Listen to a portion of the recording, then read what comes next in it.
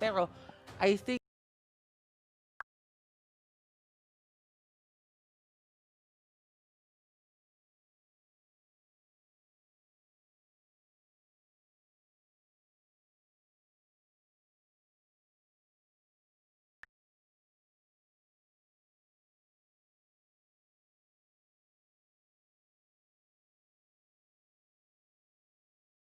if Oo. ever. Yung nerf ba dito sa Ling, enough na. Oh! Your team is picking. And they actually go for a Claude. And I like this pick just because the attribute gain works well with the Claude sa ngayon. Brian Esports deemed it to be one of the, sabihin natin, a playable hero in the competitive scene. Oo. And they just go for it.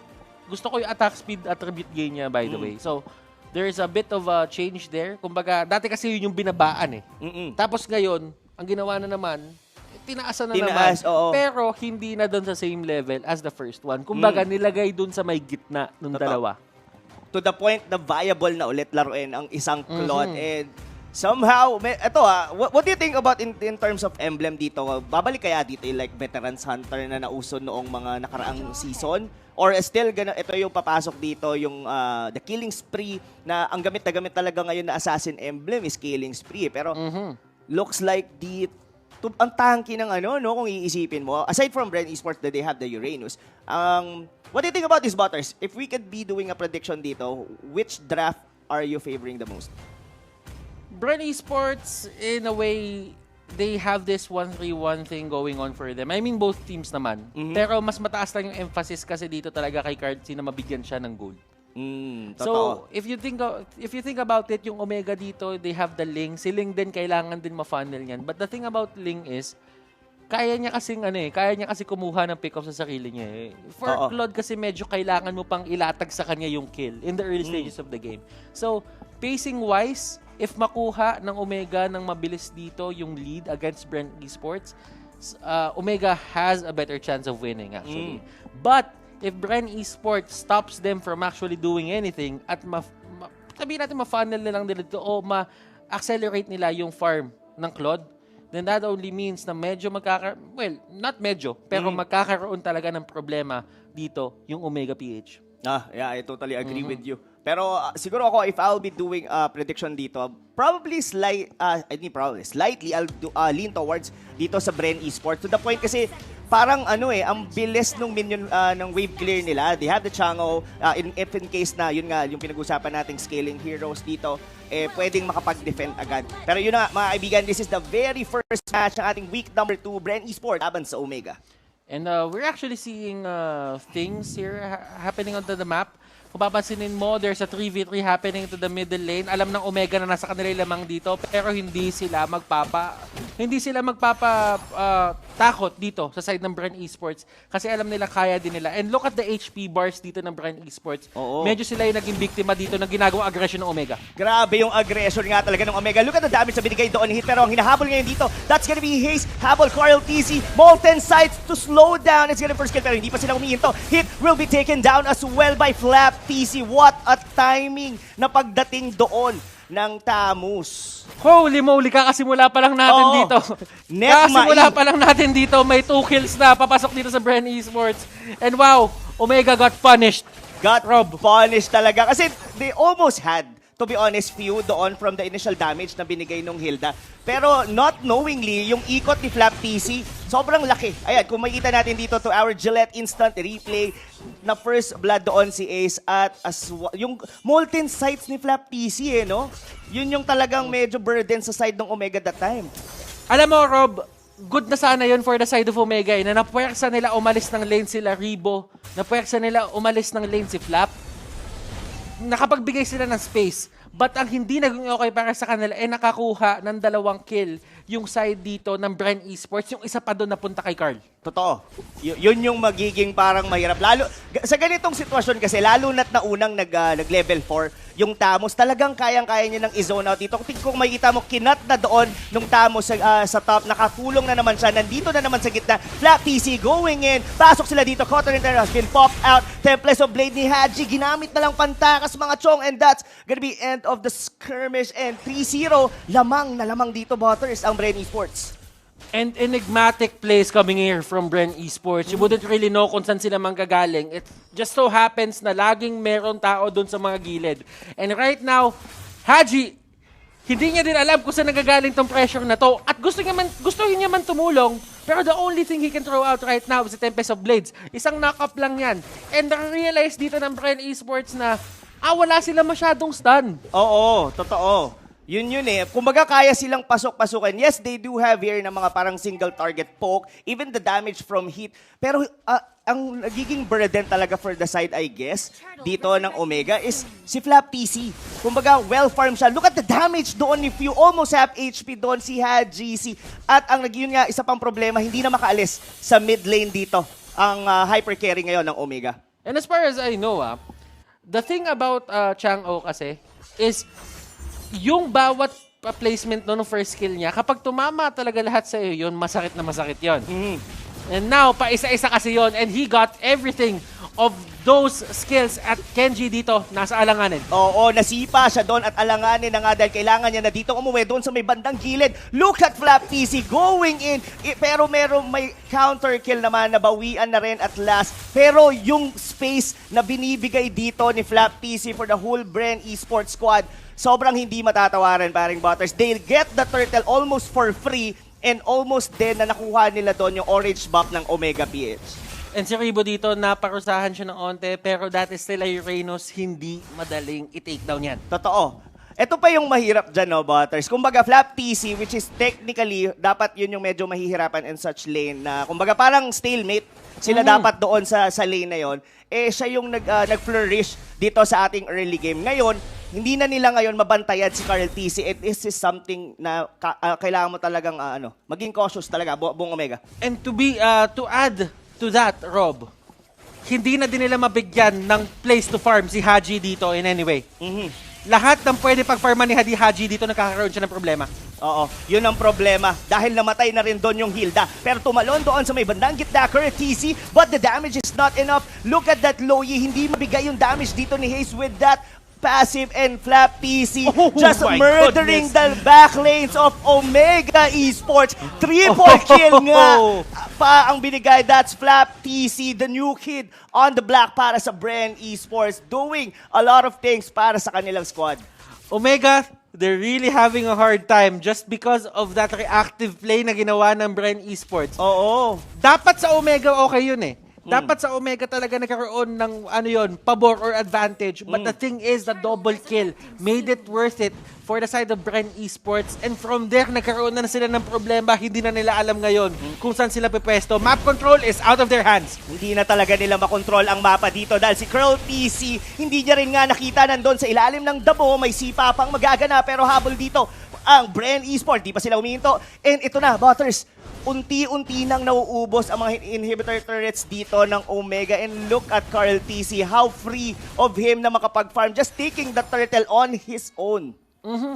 Alam mo, men, yung nilalaro nila ngayon, para sila nag-aamong us eh. Oo. Kung sino makita ng Bren Esports, diretso, impostor! Oo. Impostor to! Sipahin nyo! Impostor! Oo. I-vote na agad to. I-vote na agad to. Hindi magaling magsinungaling. Shoutout kay Prof B, hindi mahuli. Yun ang hindi ko talaga mahuli. Grabe yung tropa natin na yan, si Prof B. Pero yun na nga, pero kung speaking of nahuli, Kenji dito, mga kaibigan, nahuli na naman. Look at the blazing duet. The damage doon kay Loyi, almost killing the support ng Omega Esports. Man, this is already massacre talaga para sa side ng Omega. Tuloy-tuloy yung aggression. The snowball effect dito ng Bren Esports, sobrang hirap. Hindi alam ni Ribo yon, but Ribo, he did a great job kahit papano na-delay niya yung pag-uwi. Kahit papano kahit hindi niya alam. Kahit hindi niya alam. He wasn't aware of it, but napigilan niya kahit onte yung pag-uwi dito ni Haji. And Haji, he's doing the right play. Naniniwala ako na yun yung mga bagay na dapat ginagawa mo sa mga ganito stage ng game. Try to get a turret kasi kahit papano, get some leverage. Hatake mo yung sarili mo pataas, get some goal. Kumbaga, ang dito ng Omega Esports is that kailangan pag-reactin na lang natin. That damage, Butters! Paano mo pahihintuin ang ganong klase ng damage dito ng Claude? Claude is back into the meta, mga kaibigan. And they're really strong at playing these kinds of heroes. Yun na nga, sobrang lakas. Pero to be honest, no, yung ginagawang ultimate dito ng Chang'o, talagang sobrang nakakapag, anxiety ang binibigay dito sa Omega. Kumbaga, ang sakit sobra nung damage ng Chang'o. All throughout, lahat dito from the Beren Esport and well-farmed, tuloy-tuloy, blazing duet na naman, tunti-unti nang napapanis or nawawalan ng mga buhay dito ang Omega Esports. This is a well-deserved win sa game number 1 if ever Bren Esports take this game. And it's looking that way, Rob. Mukhang sila na nga talaga makakuha dito. 2 turrets down. It's not even Lord Face. 8 minutes into the game. Well, 7:57. 7:57 lang. Oh my God, that win.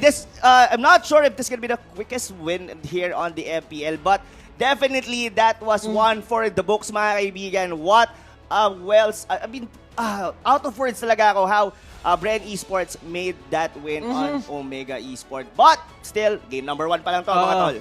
It's only game number 1. Marami pang pwede mangyari. Marami pang adjustments na pwede gawin dito si Omega. But the thing about it is, 7:57, it's one of those games na parang kailangan mabawi ng Omega yung confidence nila agad ASAP. Kasi yun yung mga mahihirap na talo paminsan eh. Oo. Kapag hindi ka nakalaban. But there are those losses din na kapag binigay mo lahat at nagawa mo lahat, eh medyo mas nakaka-demoralize pa. Oo. But I think for Omega, nakita nila na may Claude na tinatago tong Bren. And I think it's safe to say, mga kaibigan, na Claude is back. Yes, Claude is back. Yung mga epic skin nyo dyan, hindi na siya maitatago dahil magagamit nyo na naman. May Mecha Dragon ka, di ba? Oo, the Mecha Dragon. Yung mga, meron pa yung parang nasa beach ka eh, na skin. I forgot naman. kung ano yun eh. Pero yun na, grabe. That game number 1 really set the tone nitong ng week number 2 natin for day number 1. Pero of course, marami pa tayong maririnig kung ano nga ba talaga ang nangyari on that game number 1 as Wolf will let you know. I'll give you a complete analysis. Thanks so much sa ating mga casters, and let's try and analyze this very, very quick game and dominant one coming out from Bren Esports. We did say that this will go down the wire when it comes to drafting, when it comes to showing us yung mga picks na hindi na natin nakikita sa meta, and what a treat it is. I like the development of the draft. Even yung mga bans natin coming out from the teams. I like also na nakuha dito yung Claude. If you don't know, kung na mo yung draft, Uranus was first picked from Bren Esports, and it kind of allowed us to have that Claude to parang gumanda yung kanyang status sa ating laban. Bakit? Kasi hindi na siya ganun ka-problemado. If you're looking at the lineup of Omega, sino ba magiging problema lang sa Claude? I honestly think only the Hilda when it comes to dealing damage, and of course the control coming out from the Joed because of that knockup. But aside from that, there's not much that can actually contest etong Claude natin when it comes to farming and when it comes to killing in the team fights. And obviously, the napakabilis na ating laban na hindi tayo masyado pwede mag-focus dun sa items. One last thing lang na gusto kong sabihin is Few, after picking up this mask, we can honestly say that Few is now playing as a support, quote-unquote support for Bren Esports. Well, he did not pick up the mask as early as possible. Hindi siya yung instant na kapag kakuha ni Lusty, kinuha niya agad. I think maybe Few nakuha pa niya in 5 minutes na yung second mask ng Bren Esports, which allowed Few to be, how do I say this, very impactful in the early game team fights. Now, let's look at the additional stats natin na post-game, and you can notice how impactful nga yung stat line dito ni Few. Kasi eventually, you're gonna notice the damage output coming out from Few is actually incredibly high. You can see this. Although kay Cartesi, majority ng ating damage as a support, when you're dealing as this much against your opponents, you already know na impactful ka as a support. And we may see a lot of support mages all throughout our MPL Season 6. Although, last week naman, madami na tayo nakitang support mages, and even last season, ngayon makikita tayo ng variety. Like, we are gonna see Chang'o for sure. Louis is there. Meron kang makikitang mga Farsa lang na naban sila. Cyclops even, di ba? Nababan na siya mismo. Farsa, I think, is top priority for the teams. And Bren Esports has showed us a little bit of change-up, showing us this Chang'o in a supporting role. Now, when we're looking at the Omega side, nahirapan din sila sa early game just because of the damage output na meron ang Bren. If you're looking at their lineup, very good sana yung kanilang early game individually, but you put them all together against the lineup of Bren Esports, doon na tayo nagkakaroon ng problema. problema. Maybe we can see during the highlights what I want to mention about their strength in the team fights. I want to say a little bit of pause here. A lot of emphasis wala sa Bren Esports into dealing damage even in the laning stage pala. Nakita nyo, nagbubuo sila ng skills para nga naman ma-zone out yung kalaban. And look at that flicker coming out from the Uranus. So much emphasis on the early game damage. So, I always talk about early game damage as important kasi kanina din na nung inaaral namin yung playstyle ng Bren Esports, ang laki nung emphasis nila sa pagpapababa ng HP ng kalaban even when it's just the laning stage. Minsan nga, kung mapapansin nyo, bakit hindi nakakapag-invade or hindi nakakuha ng buffs ang isang team, it's majority because of the fact na yung HP nila hindi na ganun kataas as compared to the start of the match. And I think Bren Esports eventually have abused this factor. Omega, when they didn't have that much control of the first round of buffs, doon na lumakas yung strength ng Bren Esports in the early stages. No, why did I write this up? Because again, emphasis of Bren Esports. In the fight that we saw between Bren Esports and Omega, walang big team fights na nangyari. Walang parang 5v5 na sobrang lupit doon sa kung saan marami na silang items going up against each other and trying to outplay each other. Because you know, the outplay mula sa Bren Esports started in the early stages. And honestly, we can see more from this from Bren Esports. If we're looking at Omega, I think yun yung kailangan nila i-fix dito laban sa Bren. Kasi tapos na yung sa drafting. Kaya na nila yun eh. Omega, as well as Bren Esports, very good when it comes to drafting. But when, if Omega really wants to win in game number 2 and first sa game 3, kailangan nila i-fix yan. Girl TZ 4-0 and 5 are MVP of the game with this Claude. Napakaaga niya nakuha yung machete and then obviously nakuha niya yung Demon Hunter Sword. At nung nakuha na niya yung Demon Hunter Sword, Esmeralda, Hilda wasn't a problem anymore. Dahil yung damage output niya, napakataas na. Tapos, yung napapansin natin actually, for me personally, what I noticed between, sa mga teams natin is yung mga MVP of the matches from the last weekend and in the game 1 of week number 2, laging 0 deaths or at least 1 death, di ba, on our MVPs. And you're gonna ask, except Raflesha by the way, but it kinda tells us na siguro yung pag-funnel ng mga teams natin ngayon is hindi na lang focus ngayon sa pagbigay ng items but also protecting their carries very much. And even though we can say na yung mga carries natin ay mas careful na sila for MPL Season 6 for the meta that we'll play right now, it's also because of the fact that the teammates work around the carries even more now. At least that's what I noticed, and it's pretty evident in this game. This is a Claude na alam natin na hindi na ganun kalakas when it comes to matching up against the Ling. That's our lesson from MPL Season 5. Pero bakit siya nag-work ng MPL Season 6? Why? Well, the answer is because of the teammates din. Yung play na ginagawa ng mga teammates ng isang Claude will really put Claude back in the meta. Anyways, there's a lot more to talk about and game number 2 is incoming. So why don't we bring it back to the casters? Back to you guys. Yes, so much has to say doon nga about doon sa Claude Butters. And yeah, I think it's safe to say that Claude is back into the meta dahil sa major patch na meron tayo ngayon sa MPL, which is the 10 hero ban. What do you think? Bukang mag-give birth tayo into certain heroes no? Talaga na hindi natin usually nakikita during the 6 hero ban. Pero ngayon, 10 hero ban, make way. Yeah, I think isa din sa mga factors yun kung bakit nakabalik si Claude. I mean, these teams or the coaches are trying to be as creative as possible. Kumbaga, hindi lang basta alam mo yun, makapasok ng hero. Kasi kailangan din nila ng extra heroes talaga dito just in case na mabasa talaga sila nung kalaban nila. And as the weeks go by kasi, yun yung isa sa mga nakikita kung saan talaga malakas si hero si ganito, kung saan malakas na hero si ganyan. So, it's more on the idea of just leaving your options open. And for Bren dito, they saw the little buff na nilagay dito kay Claude. Nakita nila na mayroong potential. That was the same thing na ni-nerf dati kay Claude that made him, sabihin natin, not playable sa competitive scene. Pero nung nakita nila inangat ng onte, they made the most out of it and they won that game perfectly. Ramdam na ramdam. Talaga doon yung Claude Carl TC. Pero something to note then in terms of that match is Flap TC. I mean, what do you think about his gameplay during that match? I mean, aside from being, I mean, yun doon sa mismong lane niya, okay siya. Pero, what do you think about his rotation? No, so ginawa niya doon, kumbaga parang ang nangyayari dun sa matchup nila ni Kenji, lagi niyang iniiwan si Kenji sa top lane. The thing is, si Kenji kasi dito was the jawhead. So, you really have to think about the pushing capability ng katapat mo and nadim ni Thams or ni Flap na hindi siya ganun kabilis mag-push.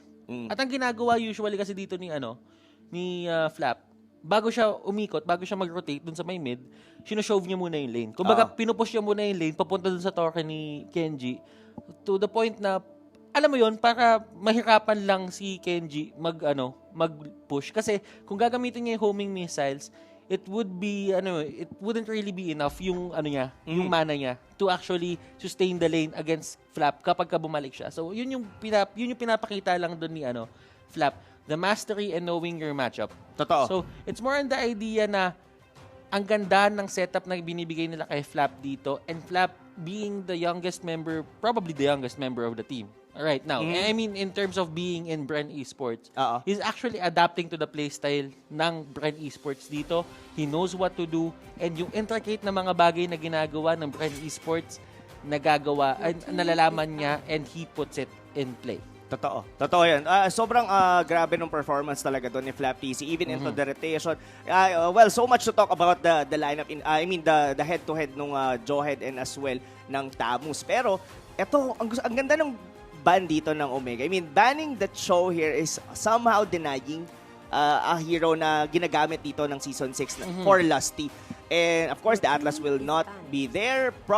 Tingin mo ba, magkakaroon pa ba tayo ng Kufra ban dito? Or magpa-prioritize ng tank dito? Of course, Hit was one of the best Kufra users dito sa ating liga. What do you think, Butters?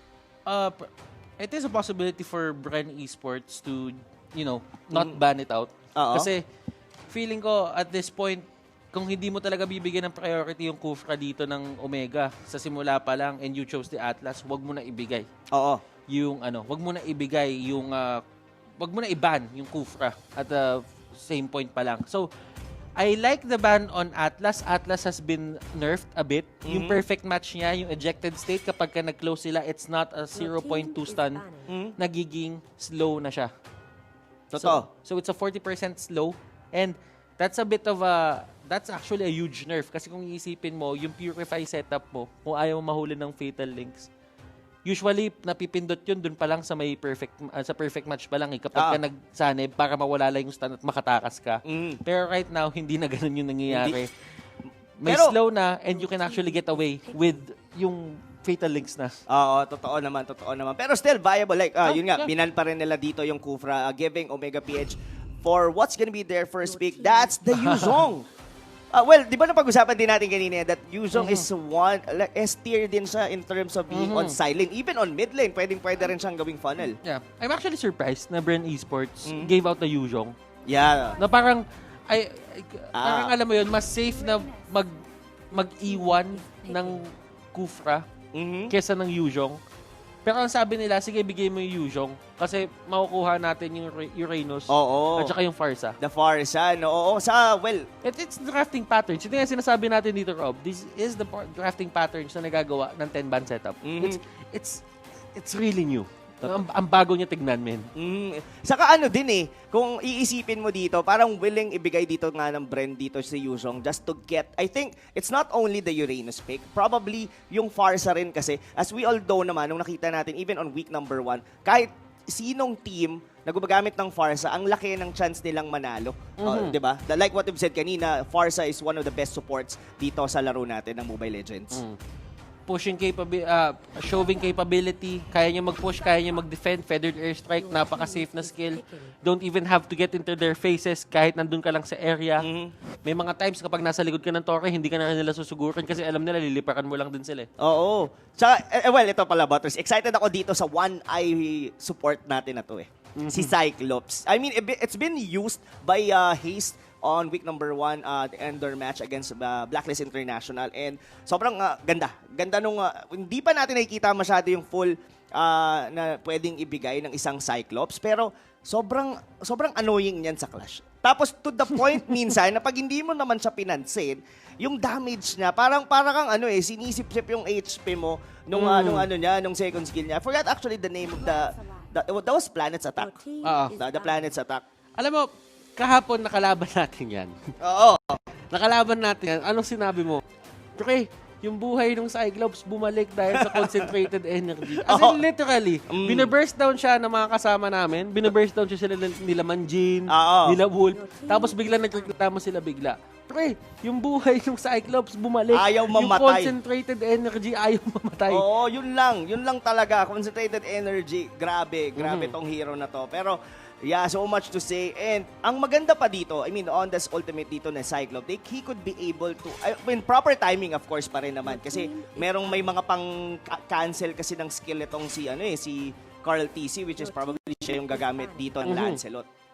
Alam mo, para sa mga bagong viewers natin na nanonood dyan, na baka medyo, alam mo yung kakastart pa lang manood ng MPL for Season 6. Ito po yung tinatawag nating drafting stage.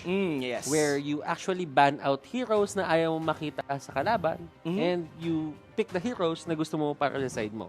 So, this is like a chess match. Kumbaga, sa chess kasi, di ba, usually it's a game of setups. Parang you set up mo yung sarili mo for this move.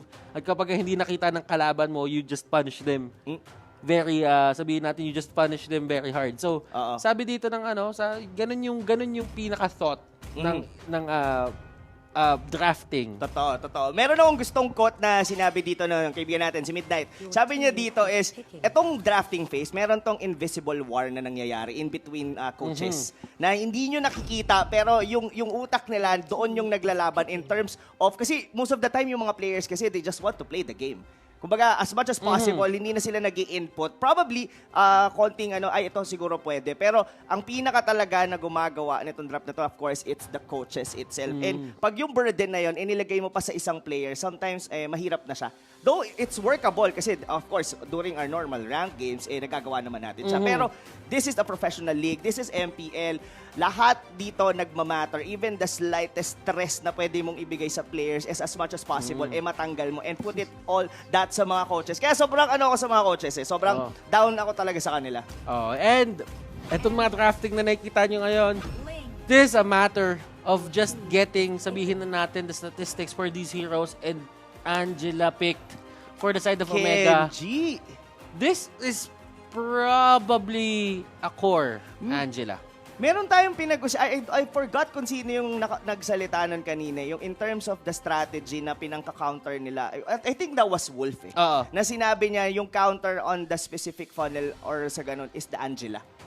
Diba? Kapag kami, yung sabihin natin, if a team really gives emphasis on going to the top lane and taking down yung turret ng maaga just to get map control, that's the time when Angela goes to the top lane, sasanib siya with the heart guard and just clears the wave. Yun yung naging thought process ni Wolf doon, kaya niya nasabi na baka yun yung counter. It is a possibility. I'm just happy na ginamit niya ni Kenji kasi siya nagpasimula talaga niyan. Totoo. Nung season 5. Bren Esports dito, they do not have the Esmeralda even though that it wasn't really banned. Gatot is there. Tingnan natin kung paano aayusin ng Bren Esports yung problema nila dito. Angeling combination. Angeling. Tingnan natin kung magaling. Rhyming schemes, dong. Pero anyway, guys, iniisip ko dito, Angela with Cyclops, 2 squishy heroes. Kumbaga, most of the time, that's gonna be a 4v5 kasi the Angela will use his ultimate on the Yuzong or as well most of the time, feeling ko sa Yuzong siya papasok Then, the Ling, ang target niya is gonna be the back lanes, of course. So, that leaves the Cyclops all alone. Kasi si Hit, most of the time, hindi naman siya yung tipo ng tank, or I mean, fighter siya. I mean, tank lang yung role niya, na pwede kanyang tulungan, like, mang zone diba? So, that leaves the Cyclops na vulnerable. So, that's where tricky. Yung gusto ko malaman kung how haste pa naman yung gagamit, how he will be able. So most likely, mas aggressive yata ang gagawin dito ng Omega. What do you think, Butter, sa lineup na to? I feel that the safe way to do this, the safe way to approach this is have a poke composition or poke strategy. Ano ibig sabihin ng poke strategy? It's more on the idea na hindi talaga kayo lumalaban head on. Parang kumukuha lang kayo ng pitas, hinahanap nyo lang kung sino yung mga misposition at yun lang yung tinitake down nyo. And that's it. Hindi pipilit ng laban nandito ng rekta. Siguro pagka dumating yung mid-game at naging okay sa kanila, baka dun pwede silang humarap. Pero Hayes dito, as we all know, this guy just has to position well. Yun lang naman yung kailangan gawin ng Cyclops eh. Huwag siya papahuli ng buhay. Totoo, wag siya mapahuli ng buhay. Pero kung iisipin mo rin dito, in terms of damage, I would definitely lean towards dito sa Omega Esports. Why? Scaling kasi, even itong support na to. Though, Farsa naman, nagiging damage din siya on the later stages of the game. I think, what do you think in terms of this sa dalawa na to, Butters? Itong Cyclops over Farsa, in terms of damage, You would have to go for Farsa.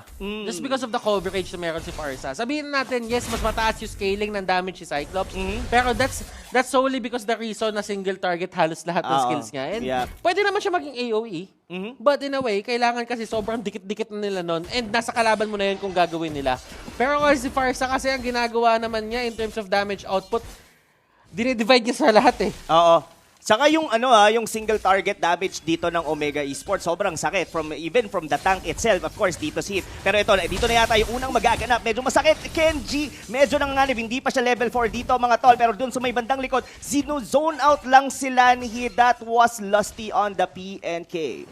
And you would look at it in a way na Omega dito is finding their groove kahit papano. Kurtzy actually punishing Flapsy. Si Few, alam mo, dalawang naglalaban dito sa baba eh. Oo nga eh. To be honest, ito yung the TC Brothers na laban eh. Sino bang mas malakas, di ba? Sila Haji C o sila Carl TC?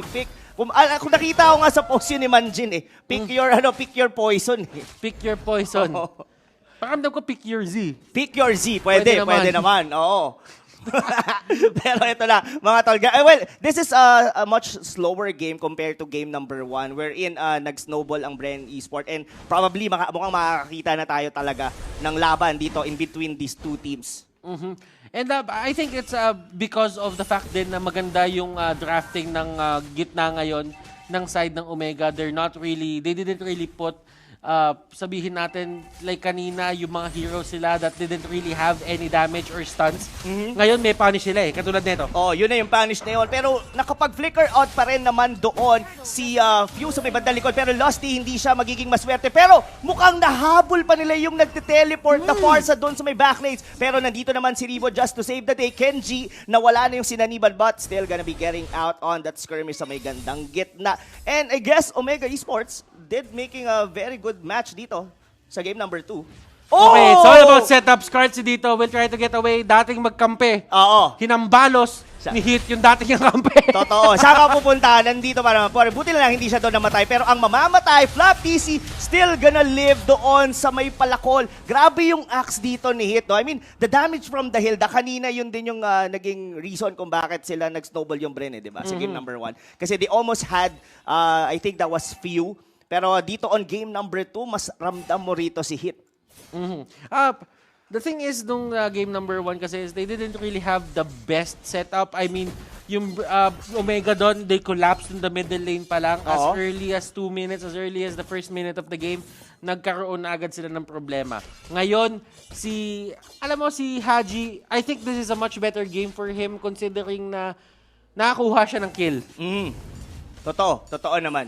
Pero ito, the Feathered Airstrike will be used. But Flap PC, medyo nabura yata siya doon ng Yuzhong. Pero nandito na yung Dragon. Saiha, tinawag na dito. So may bandang likod ako, Carl TC, medyo nanganganib. But the turtle has been steal by Carl TC. Pero Rebo, Avatar of the Guardian, just to get out. Pero sabi dito ni GC, hindi kita patatakasin. Dong! Into the backlanes. May lamang nagaganap. Haze, buburahin muna dito ni Carl TC. And that's gonna be it, mga kaibigan. That's a 1-for-1 exchange. Tingin ko, lumamang doon ng Bren Esports just by having that turtle.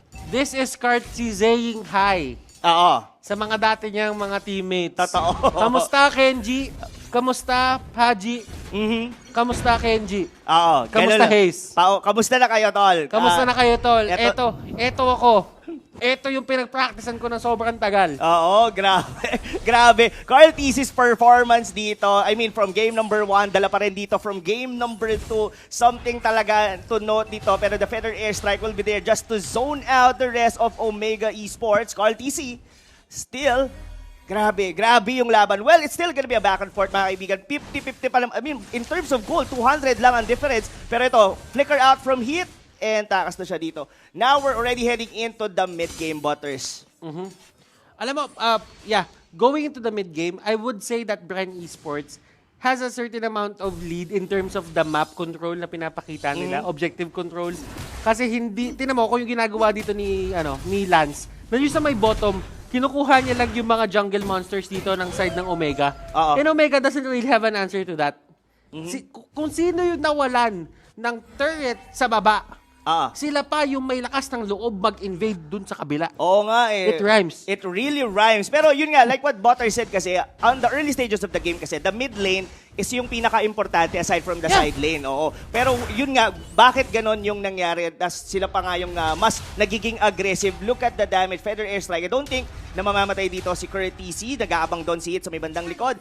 Dito lumalamang ang ang Bren Esports, no, Butters. Yung tipong lipad-lipad lang nung Farsa, papunta siyang top lane, pagka merong laban sa gitna, doon naman ako sa gitna. Yung mobility itself ng isang Farsa and the damage na binibigay ng ulti niya. Pero alam mo na naman dito, priority ng ulti na binibigay sa kanya, Haji nalaglag. Nalaglag sa bakuran. Anong ginagawa mo?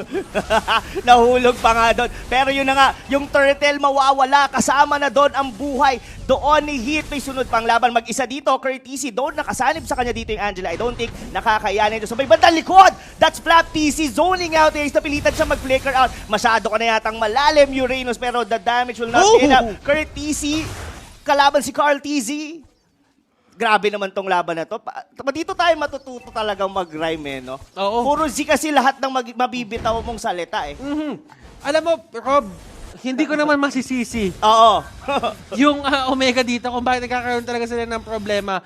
Look at Popol dito and look at Lusty and Rebo, yung performance sila dito on how they actually go in dito sa mapa ng kalaban. Totoo. Di face check, Rebo punishes a lot of the pick-offs na ginagawa ng Omega. Kaya hindi mo din masasabi na totally panalo yung Omega kapag nakakuha sila ng kills. Kasi the mere fact na nandun si Rebo para mag-clean up para sa team niya, napakalaking bagay nun. Oo, malaki talagang I mean, yung in terms of minion wave clear talaga, laging nauunahan ng Bren Esports dito ang Omega. Oy! Oh! Tinamaan ng... Grabe. Tinamaan ng cursed helmet. Oo. Akalain mo yon. Pero dito, yung dragon ni Curtis, sino nga kaya? Gaya mo nagsabi na may magsisisi. Yun na nga, dito sa may bandang likod, Flap TC pa din. Medyo sino-zone out the rest of the Omega Esports, mga kaibigan. Unti-unti na naman na kinukuha ng Bren Esports ang mapa sa Omega Esports. Dalawa sa kanila ang may cursed helmet, if I'm not mistaken. Looking at the aura sa baba nila. And mind you, meron din dito si Lusty, kung hindi ako nagkakamali. And sa totoo lang, si Popol din meron. Oo nga, no? So dalawa yan. So as long as nakalapit dyan, yung mga kalaban, there is a negation. Labanan pala to ng first helmet, Paul.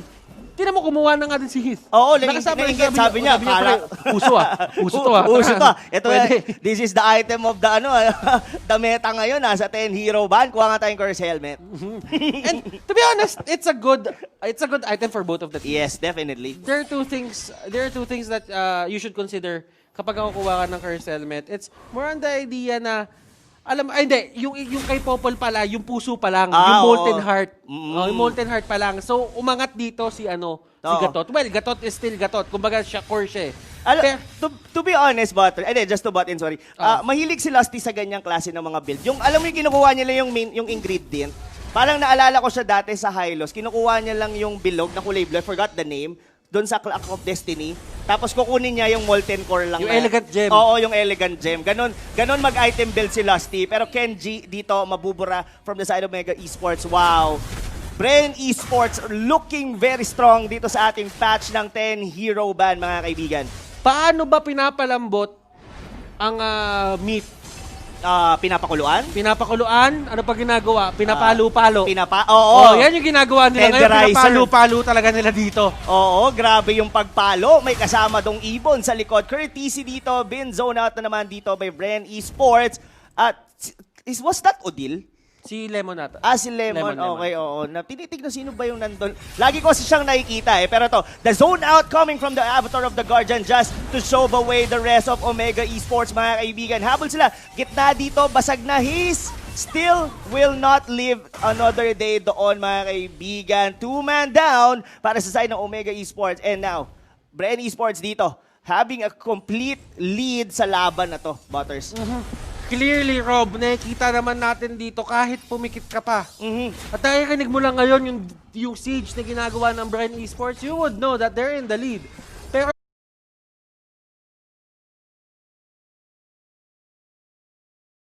makes going back dun sa drafting board na that's the reason why they are willing to give the usual. Pero dito, looks like Haji doing a Hail Mary play para manakaw dito ang Lord para sa side ng Bren Esports. Ang tanong, magiging successful kaya dito si Haji? Wala na siya halos buhay. ito yung tinatawag natin, they're pretty much aware of it. Kamay ni Carl, TZ, Few, getting a kill doon.